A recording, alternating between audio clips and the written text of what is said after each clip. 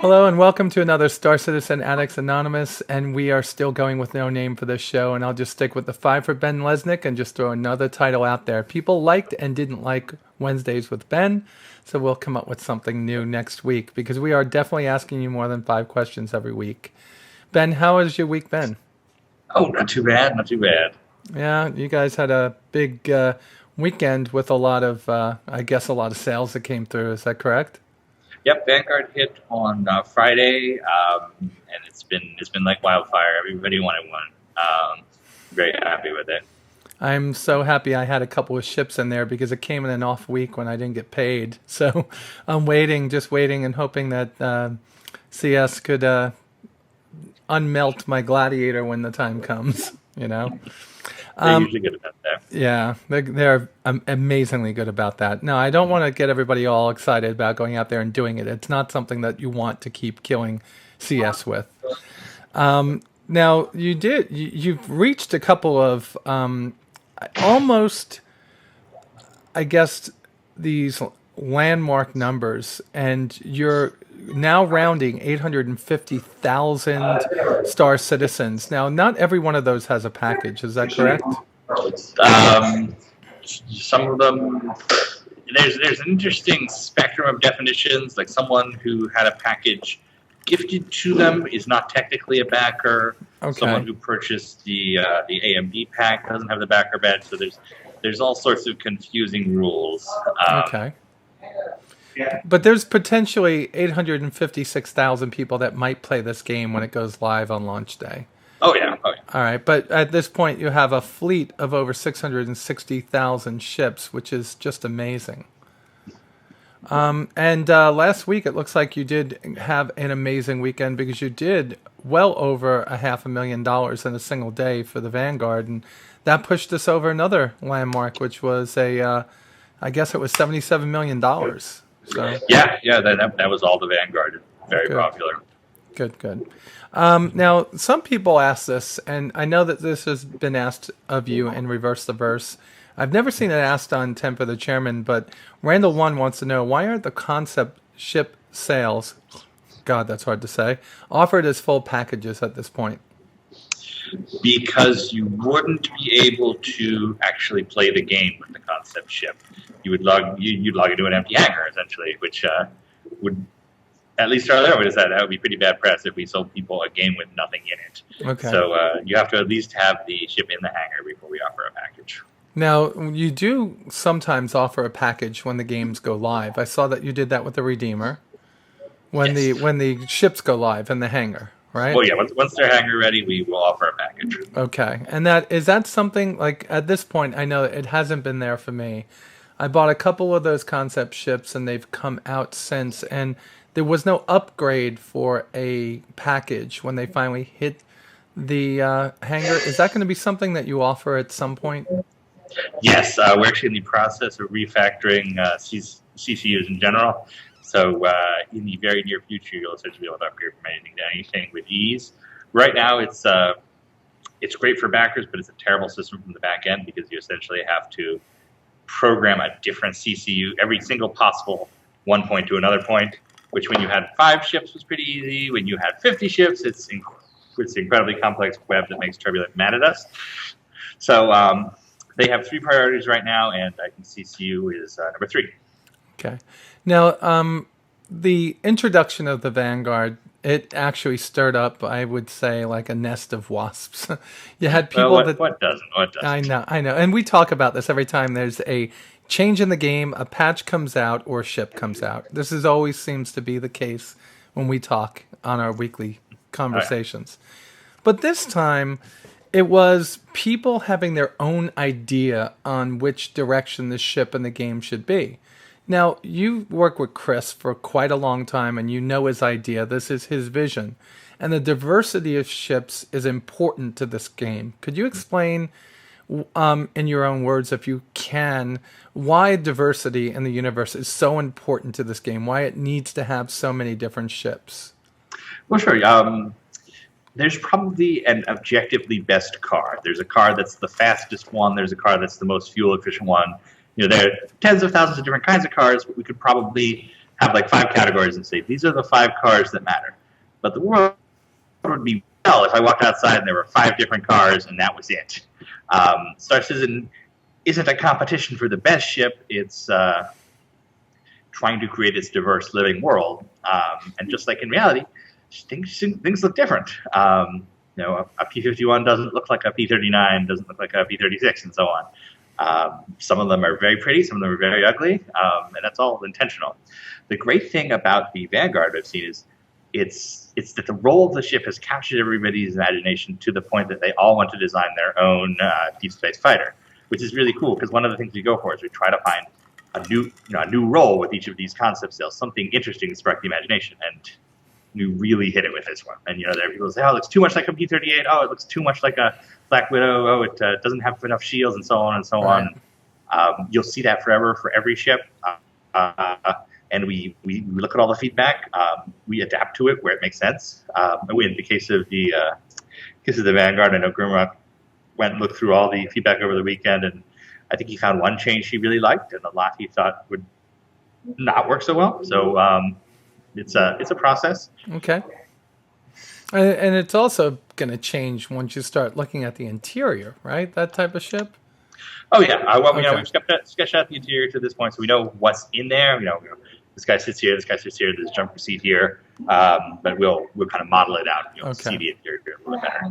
Now, one person asked me when I was flying with them. I can't remember who it was, but we've been flying together every other night since the 1.1 came out. His question was, is there, at this particular point in time, a way that you could tell us where the pilot enters this particular ship? I could not because I don't know, but I am absolutely sure that Grimrock can, because that's actually part of the checklist for creating a concept ship. It must be close to 100 items now that you have to have checked off before a concept is ready. Landing gear, how does cargo load, how do you get in and out, how do you eject, all sorts of tiny things that I think people probably don't think about very often. So there is an answer to that question, but I'm not the person to give it. Okay, that's fine. Now, Captain Gloom gets to ask a question every now and then. She's one of the completionists in our group. Will we be able to bring our own buggies or rovers, etc., from our hangar to our friend's hangar when Social Module comes out? I can't say that it'll work when Social Module comes out, but it will down the line. You will be able to move your buggy places and she was noticed wherever you go. Yeah, she noticed that if you went through that door that you can now open where your plaque is, like last month's plaque. For those of you that don't know what I'm talking about, they gave the subscribers a plaque of gratitude, I guess, for helping to create shows like Round the Verse and 10 for the Chairman. And there's a little door in there and there's a big door in there. And at one point she realized that the door to access to the rest of the world was the small one. She goes, I can't fit my buggy in there. So that's why she was asking.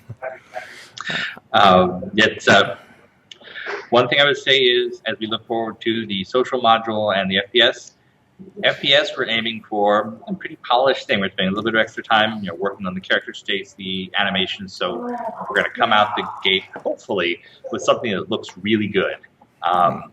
Social Module is going to be a lot more like what you saw with Arena Commander, because it's essentially you're growing the Precision Universe from right there. So it's going to be very iterative. You're going to watch it come together in front of you.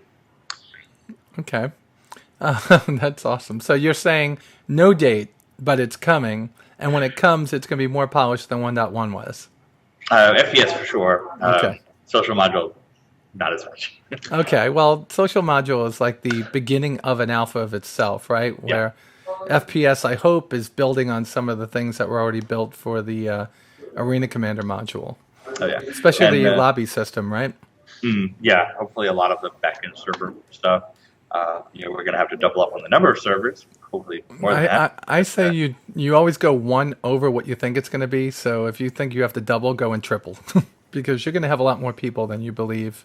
Yeah. I can't believe how many people are going to be joining us for that. I keep getting asked, when is FPS going live? I bought an Aurora just so I could play FPS. So that just might be the day that you guys see the most that you've ever seen and beyond your wildest thoughts.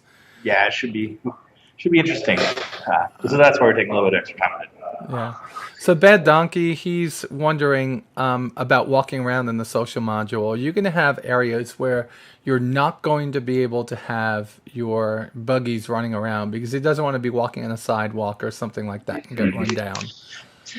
Yeah, I think that goes back to the last question. Yeah. Contents to be announced. Okay. Yeah, and we need to probably ask Tony that, right? But by the way, Bad Donkey, I am curious how that moniker came about. Bad Donkey, there's a question for you. Ben would like you to have that answer for the next show. How did your name come about? Well, we've got a Bad Donkey. We also have a Bad Monkey, and I believe there was Bad Fish that I've seen that have asked questions in the past. Bad Fish, though, that's definitely not something I want to be around. Pappy Boyington. Yeah, Star Citizen website today then. Yeah, you what? Oh, we just kicked off our April Fool's stuff. Yeah. Everything on the website has been replaced with fish. There's great. Stuff at the game, so check that out. I hate that because it's like my birthday on April Fool's Day, and I always have to put up with that stuff. We tried to go for a funny one rather than hey, we're fooling you sort of a thing. That's fine with me. With the new damage state, this is from Pappy Boing. With the new damage states on ships, can we expect this? Oh, I think that Chris just answered this in 10 for the Chairman yesterday. Are you going to be able to have damage states on armor? And he mentioned that not initially, but as time goes on, we're going to build that into it at the same time. Yeah, that's something that's okay. Yeah, that's a good question that he asked here, but thankfully Chris got that one answered. So, Pappy watched last night's 10 for the Chairman. And this one has to do with Marcus. Of course, Marcus Impaleman is one of the Colonial movers, Marcus and Sarzu. They have some of the funniest videos for Star Citizen and now for Eric's show, too, or Eric's game. They are, I don't know if he's trying to ask a question or point you to something, which is, he wants to know, can you perceive of there being a Hull E that can be a civilian carrier to ferry starships from one system to another for people that want to move their starships from one hangar to another? Well, I will say there will be a Hull E, and it will do that. I think you're imagining a Guild Highliner from Dune, and it's not going to work quite that way. So stay tuned later in April for, I think, what'll be a surprising revelation about the Hull series. Awesome. And I take it that they're going to be more modular than people think, from the A all the way up to the E. Yeah, and we have specifically talked about that idea of moving ships from place to place inside the cargo containers of these larger Hull ships. So, okay. And will you be able to purchase all of these ships from A all the way up to E? To be determined. Okay. Some of the larger ones, we're going to see how they turn out. Okay. Well, you also have to see where you can actually put them. The larger ones will probably have to park in orbit, right? Solar orbit. Yeah. I got a lot of questions that want you looking at different things, so I don't know how to do that. Will there be an ability to change back to the jet black paint job for the Hornet Ghost? And we just talked about paint jobs in the beginning. There'll be a lot of paint jobs coming out. Could you elaborate on what type of paint jobs and also include user created if that's going to happen? Oh, sure, Brad. That's definitely going to happen. Paint schemes, the process for adding paint schemes to the game is much like the process for damage states. I'm not a technical guy, but I know it has to do with alpha channels and setting things up in advance in the ship. So every ship has to go through essentially a paint process. The Aurora has gone through it. The Mustang has gone through it. And we're going back and doing the other ships right now. Once that's all complete, you'll be able to apply any skin to any ship. And then down the road, once we release, once we turn our dev tools into in-game tools, we'll be able to have, a paint room where you take your ship and you color it the way you want. Okay. And that brings up a second piece, because we've talked about this before and we've said yes or no to this question. But could you give us an idea of what CIG might do as a storefront, whether it be on the web or in the game, for backers to sell paint jobs and ships that have been approved by CIG for for including in the persistent universe? Because I know the private servers you could just add your own assets to. Well, for paint shops, I don't see it as something we approve so much as something we don't object to. Okay. So if you come up with a great scheme and you want to share it with your guildmates, you want to sell it to other people, you should have the ability to do that in the game. It's more ship designs that we want to, decide whether or not they can work in the main persistent server. But paint schemes, I think that's going to be something everybody shares and trades and all that. Okay. And when you say trades and sells, you're talking about like in-game? In-game, yeah. All right. Kind of like the auction house in a MMO. Yeah, I think more of back to Ultima Online, which I know I reference way too much. If you had a house, you could buy an NPC vendor. You'd leave him in front of the house, and you'd fill his bags with whatever you wanted to sell, set what the prices was. And when you were offline, people would come up and go, I want to buy a seashell. Here's 50 gold. And they would just be an automated process. That's three seashells. Well, I don't know about the 3 seashells. Well, we still don't know what the 3 seashells did. Oh, sorry about cutting you off. You said seashell. We're in a sci-fi world. I had to go there. I guess what somebody's asking here is there going to be a front line of the war between the Vanduul and the UEE that we could take missions to go and help? And one of the missions might be go out there and try to get back home safe again. Yes. Does that make sense to you? I mean... Yeah, that's one of the... it's actually one of the easiest systems of mission generation we can do. It's go out there to the frontier, collect 5 Vanduul skulls, come back, sort of thing. So you have to get out of your ship, take their skull out of their ship. Oh, that's going to be fun. Ben, you're going to have to write that into the game now because people are going to say, I thought we were going to be able to collect Vanduul skulls. And you put them on the front of your ship like the Reavers? That is part of why we set the lore up the way we did, is so we can have war-related missions. I love it. I love it more and more every day. And the more I play Arena Commander, the more I want to be in that universe. If I have a full crew, this is from Old Dragon. The previous question was from Rob Felix. This is Old Dragon now. I thought this is, if I have a full crew for my Orion and my Vanguard, will I have to keep paying them while I'm online, even if I'm using those ships or crew? Oh boy, maybe this needs to be explained in a different way, right? He has a ship that's out there, like an Orion that's just mining when he's offline. Does he have to pay his crew even though he's not online?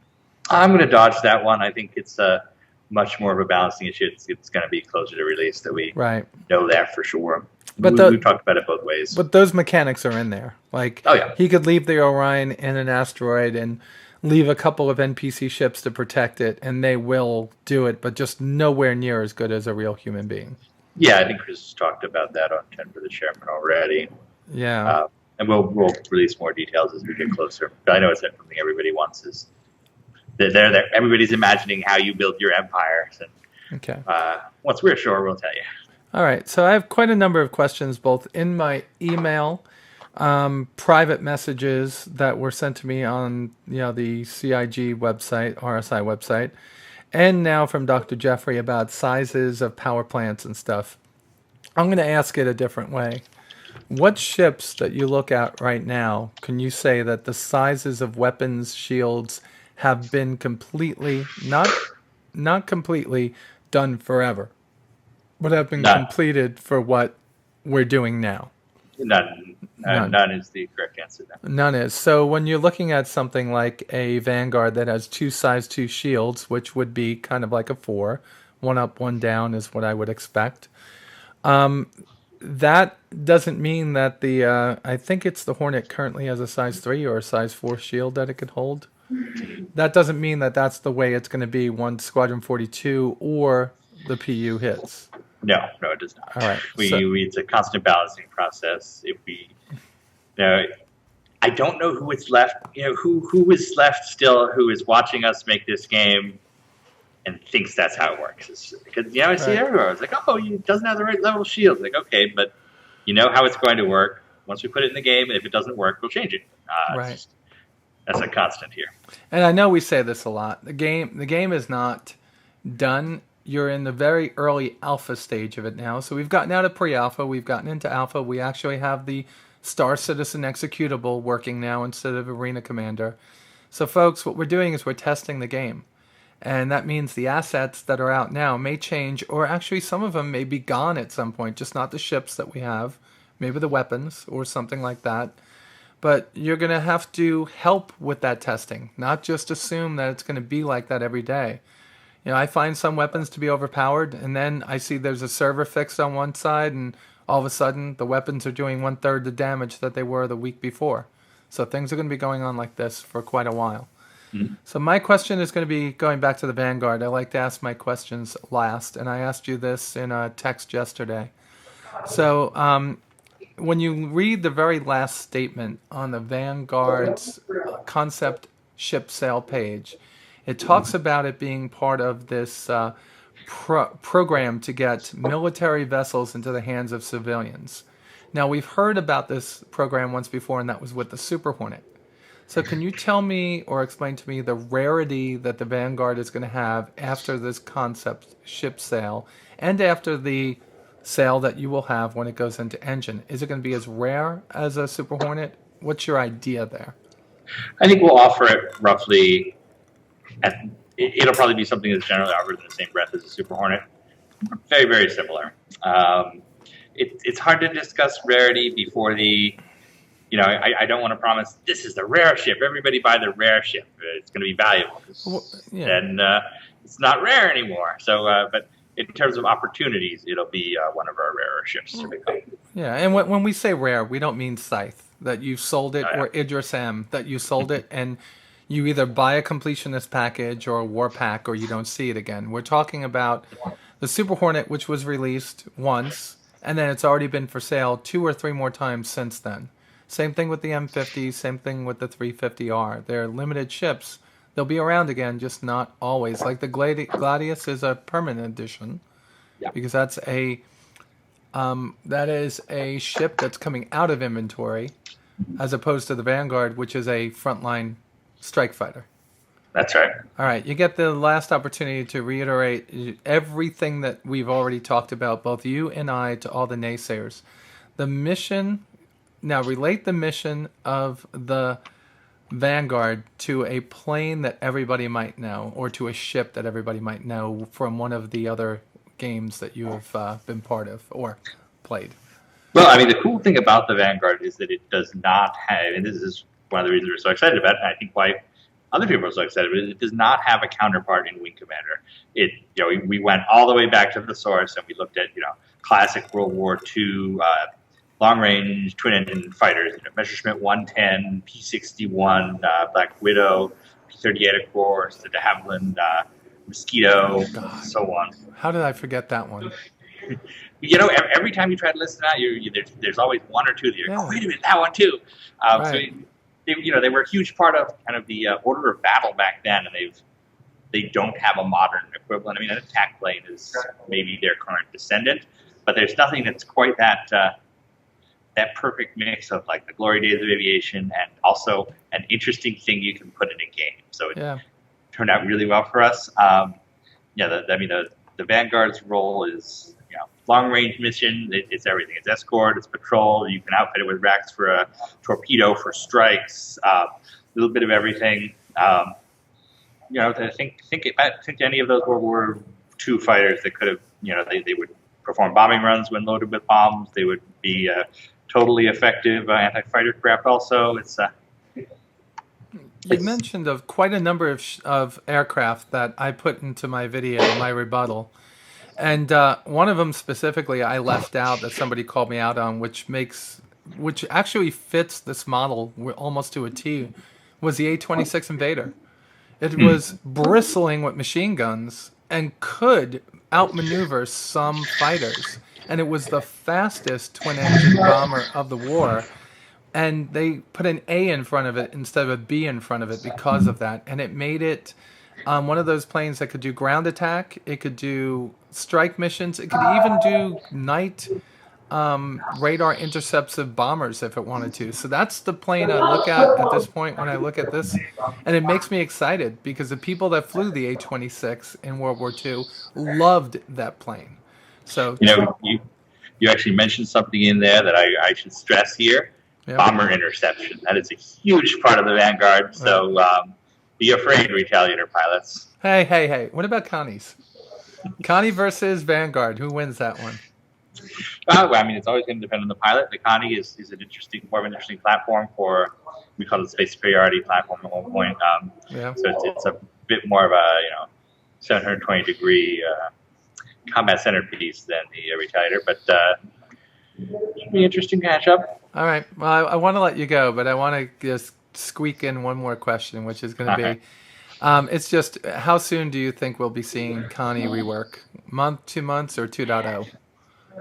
Well, you'll be seeing it for 2.0, which I can't Okay, so tell it's you that. 2.0. That's fine then. 2.0.